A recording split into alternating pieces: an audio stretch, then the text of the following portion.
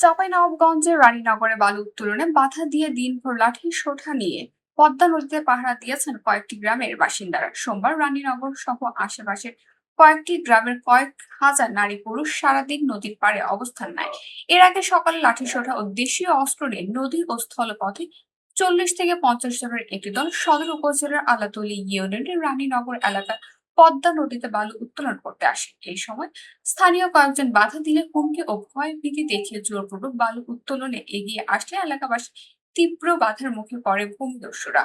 উভয় পক্ষের মধ্যে উত্তেজনা সৃষ্টি হয়। খবর পেয়ে সহকারী কমিশনার মোহাম্মদ তৌফিক আজিজ ঘটনাস্থলে গিয়ে থানা পুলিশের সহযোগিতায় পরিস্থিতি নিয়ন্ত্রণে আনেন। স্থানীয়রা জানেন, কয়েক দফা নদী ভাঙনের শিকার হয়ে পদ্মা নদীতে বাঁধ থাকা এলাকায় বসত বাড়ি করেছেন পদ্মা পাড়ের বাসিন্দারা। দফায় দফায় এখানে বালু উত্তোলন না করতে উপজেলা ও জেলা বিভাগীয় প্রশাসনকে দাবি জানিয়ে প্রতিকার না পেয়ে এলাকাবাসী ঐক্যবদ্ধ হয়ে লাঠি সোঁটা নিয়ে অবৈধভাবে বালু উত্তোলনের বিরুদ্ধে রুখে দাঁড়িয়েছে। নিজেদের অস্তিত্ব রক্ষায় জীবন দিয়ে হলে বালু উত্তোলন করতে দেওয়া হবে না বলে জানান প্রতিবাদকারীরা।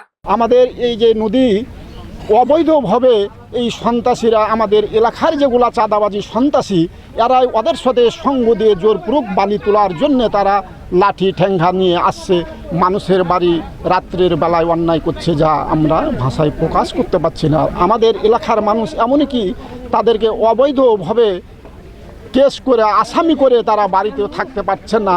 আর ওই সন্ত্রাসী চাঁদাবাজিরা রাত্রে আসে তাদের বাড়ির দরজায় লাথি মারছে।